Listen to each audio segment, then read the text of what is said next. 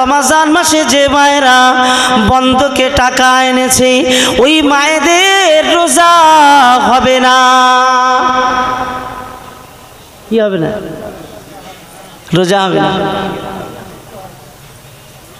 কিন্তু ভোরবেলা মারা উঠে তো ভাত খাবে রোজা রাখার জন্য, কিন্তু বিষয়টা তো রোজা হবে না। তুমি তো আগে টাকা নিয়ে এসেছো, ওই টাকায় তুমি খাচ্ছ দাচ্ছ, সেই টাকায় ব্যবসা করছো। কি বলে এই বললি আর চাঁদা দেবো না ভাইজান। এখন যদি বলেন না ওই বললে আমাদের রাগ হয়ে যায়, তাহলে তার বলার দরকার নেই, ওয়াজ আর করারও দরকার নেই। আল্লাহ পাক রব্বুল আলামিন বললেন, বান্দা মনে রাখো তোমার ইবাদত, তোমার রমজানের রোজা কেন দিয়েছি তুমি কি জানো না? কুতিবা আলাইকুমুস সিয়ামু কামা কুতিবা আলাল্লাযিনা মিন ক্বাবলিকুম লাআল্লাকুম তাত্তাকুন। আমি আল্লাহ ইতিপূর্বে রোজা দিয়েছিলাম, তোমাদের জন্য রমজানের রোজা দিলাম, তোমরা রোজা রাখবে লাআল্লাকুম তাত্তাকুন, যাতে করে তোমরা পরহেজগার হয়ে যাও, মুত্তাকি হয়ে যাও, আল্লাহ ভীরুতা অর্জন করো। আল্লাহকে তোমরা যাতে ভয় করো, তোমরা যা ভয় করছো আরো যাতে পরিপূর্ণ ভয় করো, এই জন্যে তোমাদের জন্য রোজা আমি আল্লাহ নিয়ামত করে দান করেছি। রোজা নিয়ামত, যাতে আমাকে আরো বেশি ভয় করে। আল্লাহকে আমরা ভয় করি, রোজার মাধ্যমে আরো বেশি ভয় করব, এই জন্য আল্লাহ রোজা দিলেন। আল্লাহ রসুল বললেন, আসুমুলি ওয়ানা আজজিবিহি, পৃথিবীর কোনো ইবাদত নয়, একমাত্র ইবাদত রমজানের রোজা, পৃথিবীর একমাত্র ইবাদত রোজা। এই রোজা করার বিনিময় আল্লাহ পাক আল্লাহ তাআলা নিজে হাতে তোমাদেরকে পুরস্কৃত করবে। আল্লাহ নিজে পুরস্কৃত করবে। যখন মালিক নিজে পুরস্কার দেবে, বেশি দেবে না কম দেবে? বেশি দেওয়াই তো স্বাভাবিক। আল্লাহ পাকের হাবিব বলেন, আল্লাহ রসুল দয়া নবী বলেন, তোমরা রোজা রাখো সমা রমাজান, যখন রমাজান আসে ওই সময় রমাজানে যারা রোজা রাখে ইহতিসাবান গুফিরা লাহু মা তাকদ্দামা মিন যামবিহি। আল্লাহর হাবিব বলেন, আল্লাহ পাক রব্বুল আলামিন আল্লাহ তার জীবনের সব অপরাধগুলো গুনাহগুলো রমাজানের রোজার বিনিময়ে আল্লাহ মাফ করে দিয়ে পবিত্র করে দেবে।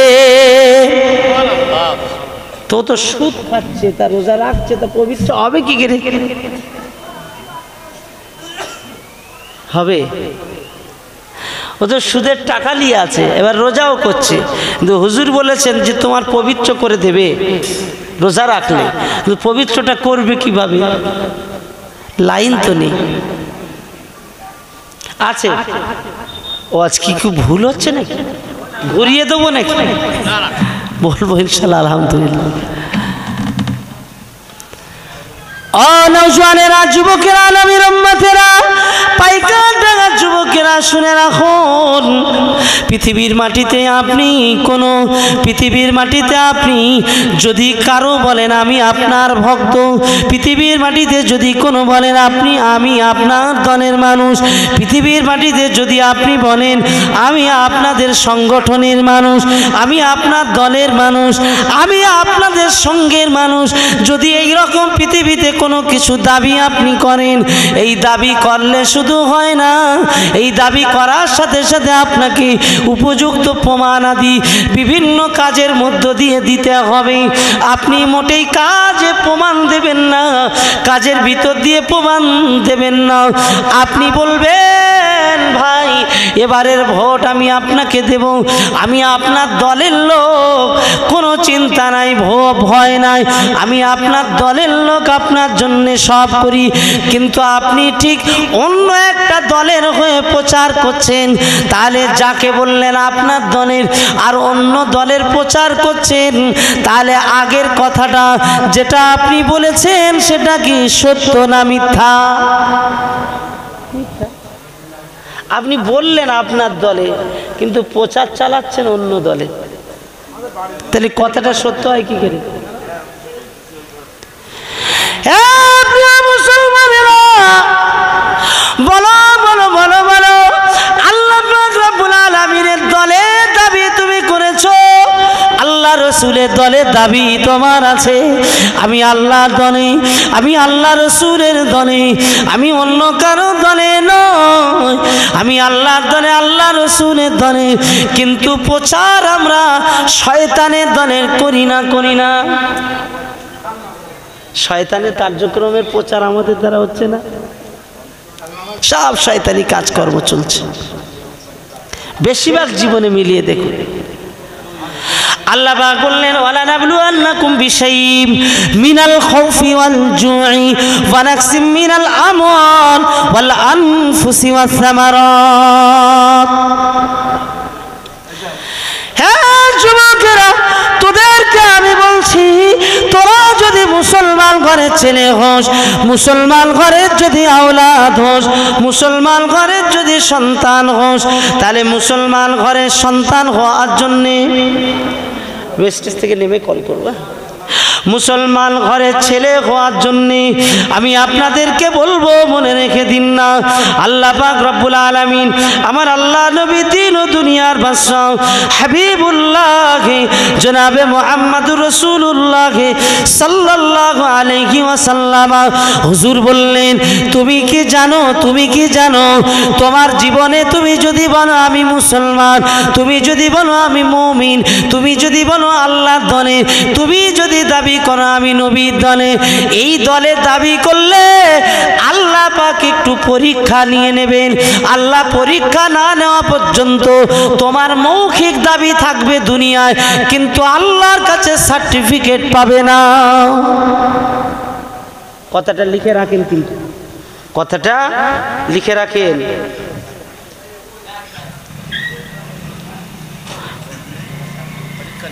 হ্যাঁ, কথাটা মনে জায়গা করে নেন। আল্লাহ রসুলের দলের দাবি করলে পরীক্ষা না নেওয়া পর্যন্ত আল্লাহ ওই দলে নেবে না। আল্লাহ কোরআনে বলেছেন, আমার কথা বলছি না আমি। আল্লাহ পাক রব্বুল আলামিন বললেন, বান্দা তুমি মনে রাখো, আমি আল্লাহ তোমাকে পরীক্ষা নিয়ে নেব, কিন্তু ও রব্বুল আলামিন পরীক্ষা তো আপনি নেবেন। সাবজেক্ট কি আমাদের? দুনিয়ায় আমি ইউনিভার্সিটিতে পড়েছি, আমার সাবজেক্ট আছে, কলেজে পড়েছি, আমার কলেজে বিষয়ের উপরে সাবজেক্ট ছিল। আমি কোন বিষয়ে পরীক্ষা দেব তা আমি জানতাম, আমার স্টাডি করার জন্য আমার সাবজেক্ট নির্ধারণ ছিল। আল্লাহ পাক আমি স্কুলে যখন পড়েছি, স্কুলের আমার ক্লাস অন্তরে আমার একটা একটা করে সাবজেক্ট ছিল, প্রত্যেক ক্লাসে আলাদা আলাদা বিষয় সাবজেক্ট ছিল। রব্বুল আলামিন আপনি যখন বলেন, আপনি যখন বলছেন আমাকে পরীক্ষা নেবেন, তাহলে আমার সাবজেক্ট কি? আল্লাহ পাক বললেন সাবজেক্ট হলো তোমার জীবনে ওয়ালা নাবলুয়ান্নাকুম বিশাইইন মিনাল খাউফি ওয়াল জুই ওয়া নাকসিম মিনাল আমওয়ালি ওয়াল আনফুসি ওয়াস সামারাত। তোমার সাবজেক্টটা হলো, আমার আল্লাহ বলছেন, আমার আল্লাহ বলেন নিশ্চয়ইভাবে তোমাকে পরীক্ষা নেওয়া হবে। কি সে পরীক্ষা? সেটা কি জানো? তোমাকে খুব ভয় দেখানো হবে, ঈমান বাঁচাতে তুমি পারো কি পারো না, তোমাকে ভয় দেখানো হবে, কঠিন ভয় দেখানো হবে। এই ভয়তে তোমার জীবন চলে যাওয়ার উপক্রম হয়ে যাবে, হয়তোবা জীবন চলে যেতে পারে, হয়তোবা জীবন চলে যেতে পারে। এই জীবন যাওয়ার প্রাককালে তুমি ঈমান বাঁচাতে পারো কি পারো না, এটা আল্লাহ পরীক্ষা নিয়ে নেবে। জীবনের দাম বেশি না ঈমানের দাম বেশি? বলতে হবে সকলের, জীবনের দাম বেশি না ঈমানের? খুব ঈমানের দাম বেশি। যদি ঈমানের দাম বেশি হয়, মৃত্যু আপনার নিকটে, মৃত্যু আপনার নিকটে, আপনার সামনে এসে গেছে, মৃত্যু হবে। শর্ত হলো আপনাকে ঈমান ছেড়ে দিলে, আপনি যদি বলেন না না আর আমি মুসলমান থাকবো না, তাহলে আপনার মৃত্যুর হাত থেকে দুশমনেরা আপনাকে বাঁচিয়ে দিতে পারে। এই মুহূর্তে আপনি, আপনার কাছে ঈমানের দাম বেশি না জীবনের দাম বেশি? এখন জীবনের দাম যদি বেশি হয় আপনি কি করবেন? আপনি ঈমানের দাম বেশি যদি হয় এই মুহূর্তে কি আপনার করণীয়? এ মুসলমান ছেলেরা, এ নবীর উম্মতেরা, নবী আমার দিন ও দুনিয়ার বাদশাহ হাবিবুল্লাহ জনাবে মুহাম্মদুর রাসূলুল্লাহ সাল্লাল্লাহু আলাইহি ওয়াসাল্লাম বলেন, আল্লাহ পাক আল্লাহ তাআলা কোরআন নাযিল করেছেন তোমাদেরকে শিক্ষা দেওয়ার জন্য।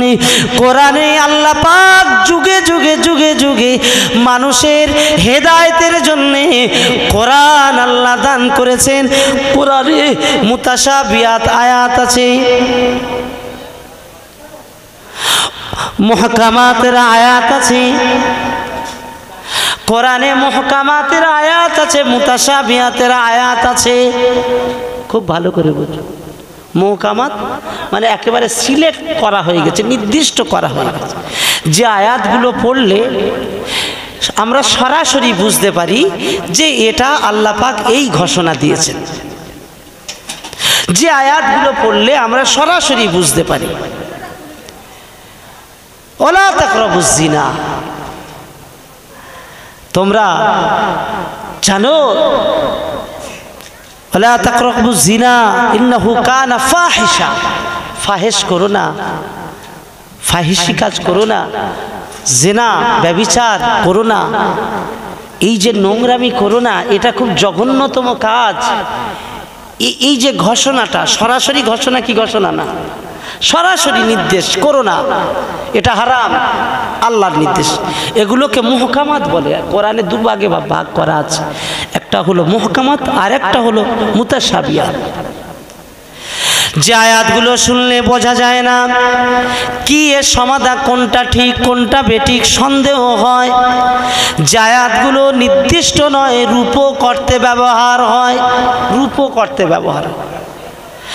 আল্লাহ পাক রব্বুল আলামিন সূরা আলে ইমরানে বিষয়ে লম্বা আলোচনা করেছেন।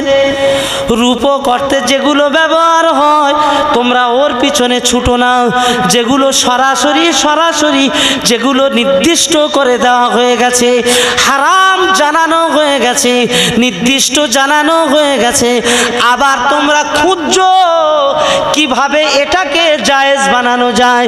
না না না না, কোনো রকম খুঁজো না, কোনো রকম জায়গা তৈরি করো না।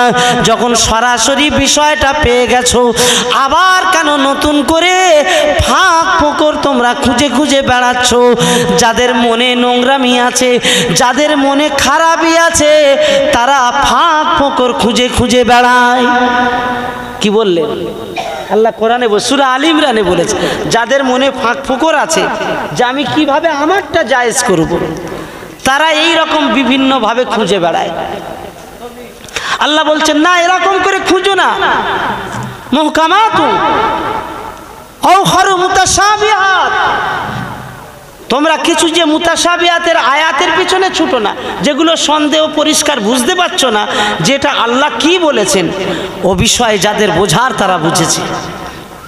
তুমি ওর পিছনে ছুটো না, তুমি মজবুতি হও, আল্লাহ যেগুলো তোমার আদেশ করেছেন তার উপরে মজবুতি হয়ে যাও। প্রিয় মুসলমান ভাইরা আমার, আমি যে কথা বোঝাতে চাইছিলাম, আল্লাহ পাক রব্বুল আলামিন বললেন কোরআন তোমার কাছে খুব পরিষ্কার, আমি আল্লাহ কোরআনকে পরিষ্কার করে দিয়েছি তুমি কিভাবে চলবে। তাই কোরআন যখন তোমাদের বিভিন্ন ঘটনা, বিভিন্ন কাহিনী, বিভিন্ন সময়ের দৃষ্টান্ত, আমি আল্লাহ মুসার জামানার একটি ঘটনা, ফেরাউনের স্ত্রীর নাম ছিল আসিয়া, ফেরাউনের স্ত্রীর নাম ছিল আসিয়া। আম্মাজান আসিয়ার ঘটনা তোমরা জানো। আম্মাজান যখন নবী মুসাকে মেনে নিয়ে দিয়েছে। ফেরাউনের কাছে খবর চলে গেল আমার আসিয়া আমাকে মানে না। আসিয়াকে বললে, আসিয়া তুই কি আমাকে রব বলে মানবি না, আমাকে খোদা বলে মানবি না?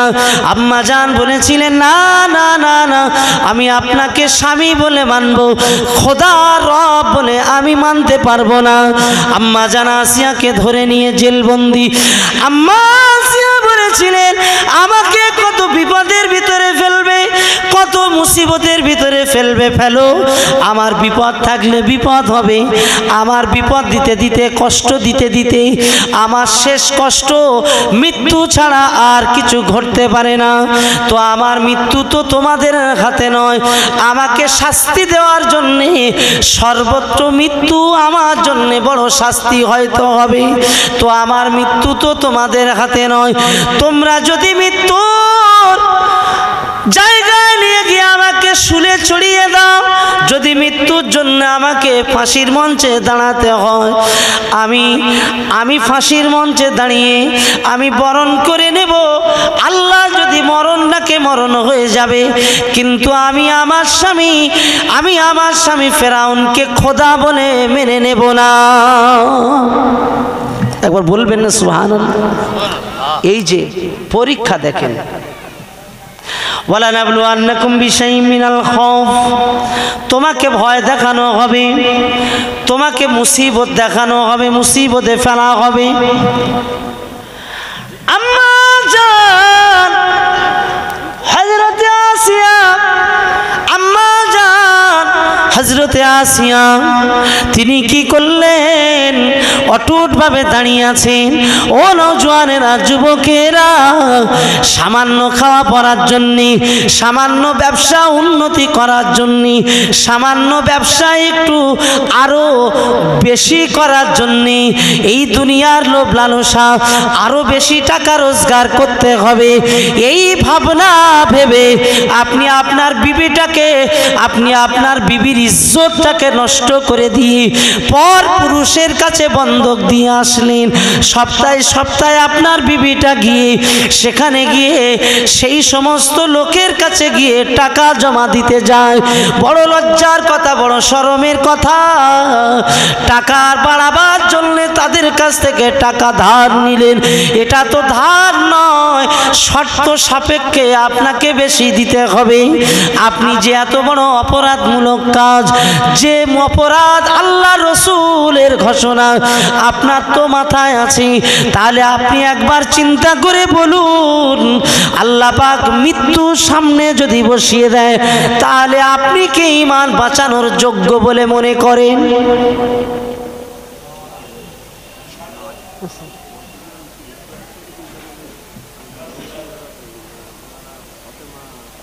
আচ্ছা আচ্ছা আচ্ছা আচ্ছা আচ্ছা আচ্ছা মাশাআল্লাহ, একটা ঘটনা শোনাতে হবে বলছে। আমি কিন্তু এটা তাফসীর করতে করতে একটা জায়গায় এসে পৌঁছেছি, একটা বিষয় নিয়ে আলোচনা। খুব অসুবিধা হচ্ছে না তো আপনাদের? আপনারা সত্যি খুব একাগ্রতা নিয়ে কথাগুলো শুনছেন, আমি খুব ধীর পরিষ্কার করে আলোচনা করছি। আলহামদুলিল্লাহ। আর যুবক ভাইরা বাইরে দাঁড়িয়ে দাঁড়িয়ে শুধু জলসার যে মেলা বসেছে, বাজার বসেছে কিনা আমি যাইনি, তবে আসার সময় দেখলাম বাজারের নমুনা পাওয়া গেছে, বসেছে। তারা পরিষ্কারভাবে প্রকাশ্যে বাজারে ঘুরছে, সেখানে আমার বোনেরা আছে, ওদের সঙ্গে বেশ গল্প গুজবও চলছে। কি মাশাআল্লাহ, চলছে না? হ্যাঁ, আমার হুজুর বলে গেছেন যে তোরা যা জাহান্নামী যাবি তো বাজারে যে ঘোর, তুই জাহান্নামে যাবি তো আমি কি করব? যা তুই জাহান্নামে যা, জাহান্নামে ঘুর যাবি তো বাজারে যাবি, গিয়ে সেখানে ঘোর। বাজারে আমাদের সমাজে নতুন তো কিছু নয়, এটা এত বলে বলে আলেমেরা এত বলে, তবুও সেই বাজারে বন্ধ করা গেল না। অতএব এবার বলা বন্ধ করে বলতে হবে বেশি করে, তোরা বেশি করে বাজারে যা, বেশি করে বাজারে যা, ধরা পড়, তোদের মাথায় ঘোল ঢেলে ঘোরাক, নেড়া করে কালি মাখিয়ে ঘোরাক, তারপরে তোরা বুঝবি। এখন তো শুধু চলছে পরকীয়ার যুগ, এত পরকীয়া চলছে, কে কার সাথে পরকীয়া করছে ও বিষয় থাক, আমি ও বিষয়ে আজকে বলতে চাইছি না, সময় চলে যাচ্ছে। আল্লাহ পাকের নবী বললেন, তুমি ঈমানের দাবি করেছো আমি মুমিন। আমার আল্লাহ বলেছেন মুখে দাবি করবে আখিরাতের, গোড়ায় বলেছিলাম ও মুখে দাবি করবে আখিরাতের বিশ্বাস করি আল্লাহর মানি, কিন্তু ওর অন্তরে ও মুমিন নয়, আমি আল্লাহ সার্টিফিকেট দিলাম এর মুমিন কি মুমিন না। একটা স্ত্রীকে আমরা সামলাতে পারলাম না, আমরা লোভ লালসা, এত টাকার লোভে সামান্য আমাদের এত বড় ইজ্জত বেচে দিলাম, আমরা কিভাবে ঈমানকে রক্ষা করব বলেন? যদি মৃত্যু এসে যায় ঈমান বাঁচাতে কিভাবে পারি? হযরতে আম্মা জান আসিয়া বলেন, আমাকে যখন শুইয়ে দিল রাজ দরবারে, সবার সামনে বেইজ্জতি করে পায়ে দড়ি বেঁধেছে, হাতে দড়ি বেঁধেছে, আমাকে শেষবারের মতো বলল, আসিয়া তুমি কি চাও? তুমি কি চাও না বাঁচতে? বললে আল্লাহ আমাকে বাঁচালে আমি তো বাঁচতে চাই, আল্লাহ যদি আমাকে বাঁচায়, আল্লাহ যদি আমার মরণ দেয় তো আমি তো মৃত্যু আমার খুশি মনে মেনে নিতে চাই। জোরে বলা যাবে না? আসিয়া বলছেন, আমাকে তোমরা কি বাঁচাবে? ভয় দেখাচ্ছ তোমরা বাঁচাবে, এ ক্ষমতাটাও তোমাদের নেই, সে বিশ্বাস আমার আছে। আর একটু জোরে বলা যাবে না? আল্লাহ পাক রব্বুল আলামিন আমার আল্লাহর দরবারে আসিয়া আম্মা জান দোয়া করেছিলেন, রব্বি ইবনিলি ইনদাকা বাইতান ফিল জান্নাতি ওয়া নাজ্জিনি মিন ফিরআউনা ওয়া আমালিহি ওয়া নাজ্জিনি মিনাল কওমিজ জালিমিন। ও রব্বুল আলামিন, আল্লাহ তোমার দরবারে আমার কামনা বাসনা, আল্লাহ পাক আল্লাহ তাআলা তোমার দরবারে আমার কামনা, আল্লাহ এই জালেমদের কবল থেকে আমাকে হেফাজত করুন। আল্লাহ যদি আমার মৃত্যু থাকে তাহলে এই জালেম না আমার কপালে, আল্লাহ আমার মাথার উপরে পাথর ফেলার আগে ইজ্জতের সঙ্গে আমার আল্লাহ তুমি হেফাজত করে জান্নাতে আমার জায়গা করে দাও। আল্লাহ পাক রব্বুল আলামিন বললেন, এ উম্মতে মুহাম্মাদিরা, মুসা জামানায় তাওরাত আমি আল্লাহ পাক পাঠিয়েছি। মুসা বড় জলিলুল কদর নবী ছিলেন, মুসা আমার সঙ্গে কথা বলতো। সেই মুসা আলাইহিস সালামের জামানায় ফেরাউন নিজে আল্লাহ দাবি করেছিল, রব দাবি করেছিল। সেই ফেরাউনের মোকাবেলা করার মতো সেই যুগে কোনো মানুষের সাধ্য ছিল না।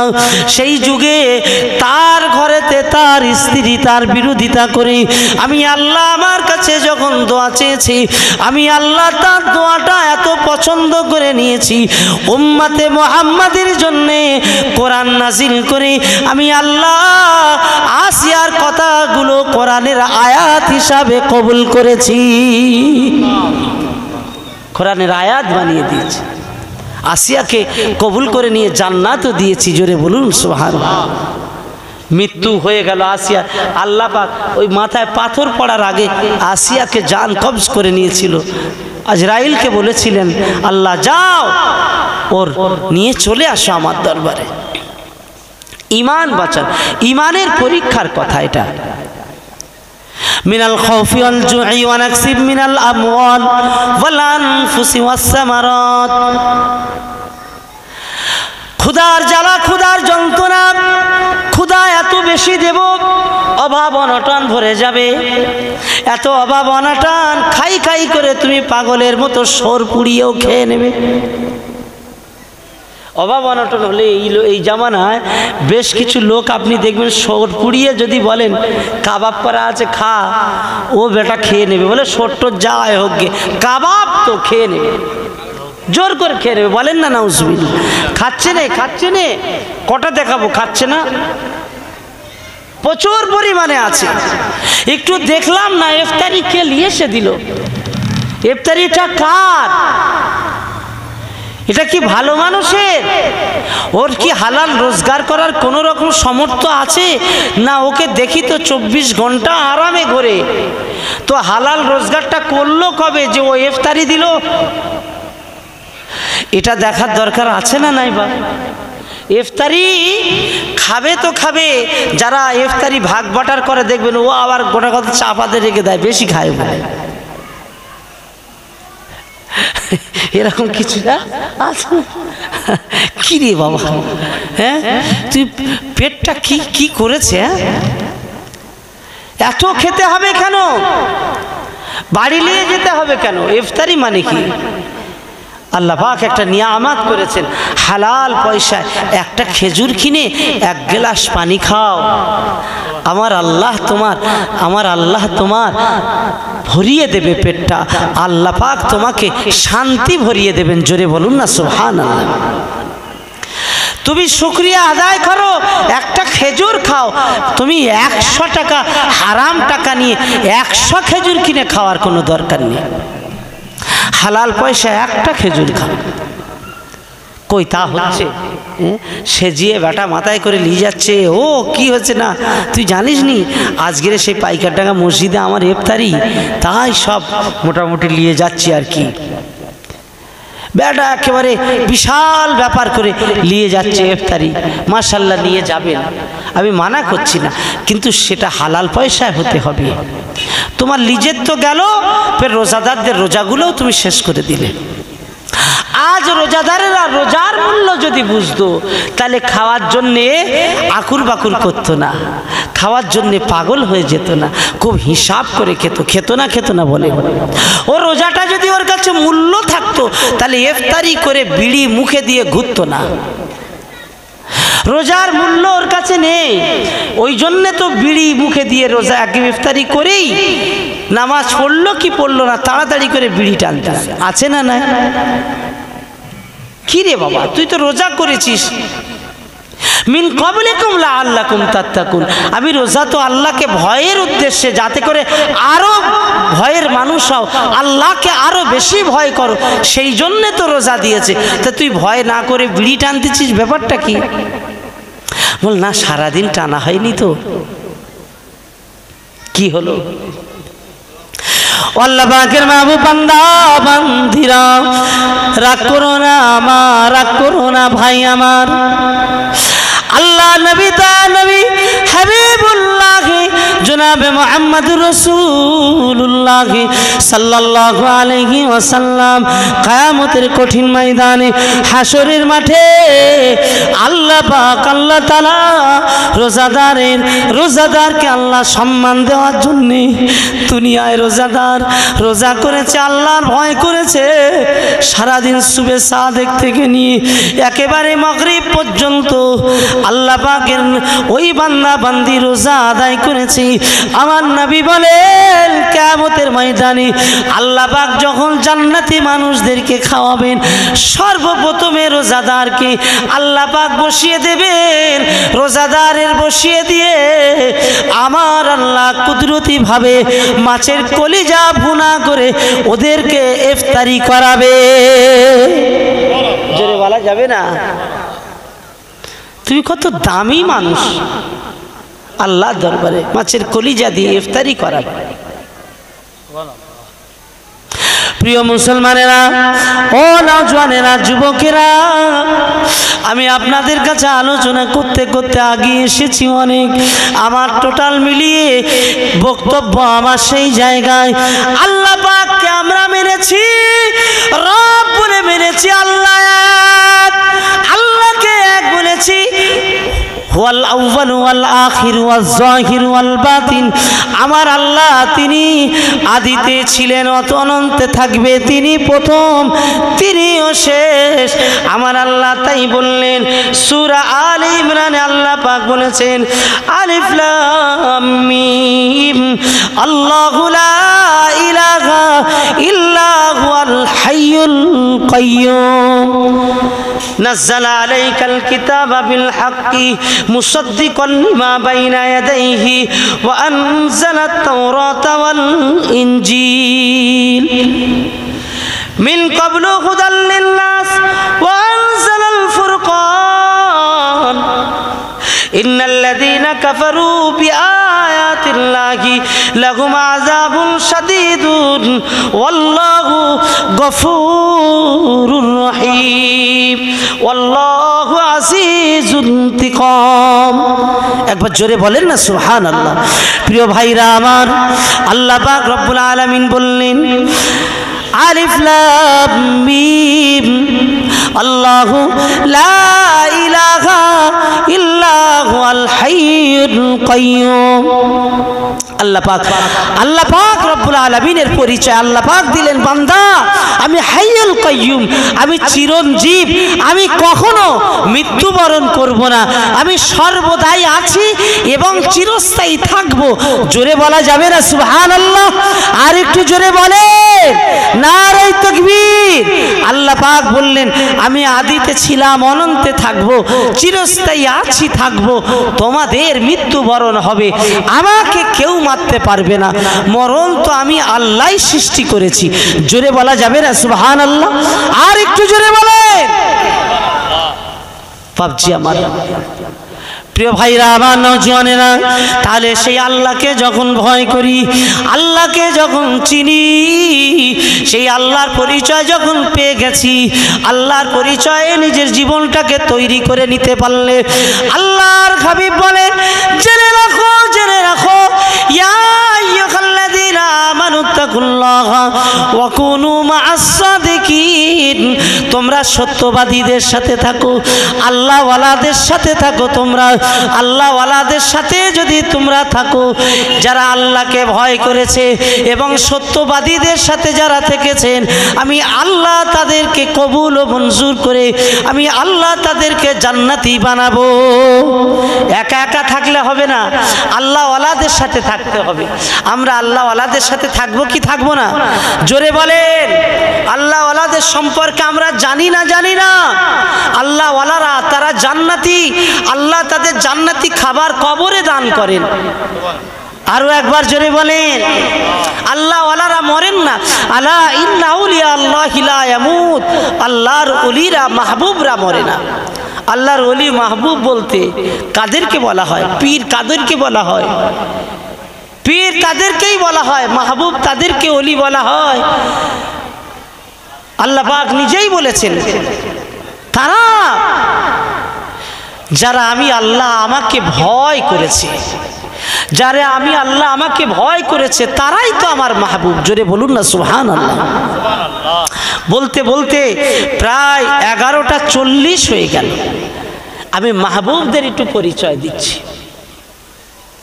আল্লাহ পাক রব্বুল আলামিন বললেন, বান্দা মনে রাখো মাহবুবদের পরিচয় তোমরা জানো, মাহবুব সম্পর্কে তোমরা বোঝো। ইহদিনাস সিরাতাল মুস্তাকিম সিরাতাল্লাযিনা আনআমতা আলাইহিম। কি বললেন? তোমরা আমার মাহবুবদের জন্য আমার মাহবুবের অনুসারী হয়ে যাও। আনআমতা আলাইহিম, তোমরা আমার কাছে দোয়া চাও, যাদেরকে আমি আল্লাহ নিয়ামত দান করেছি, যারা আমার নিয়ামতে জান্নাতি হয়ে গেছেন, এই জান্নাতি মানুষদের মতো তোমরা হয়ে যাও। একবার জোরে বলুন না সুবহানাল্লাহ।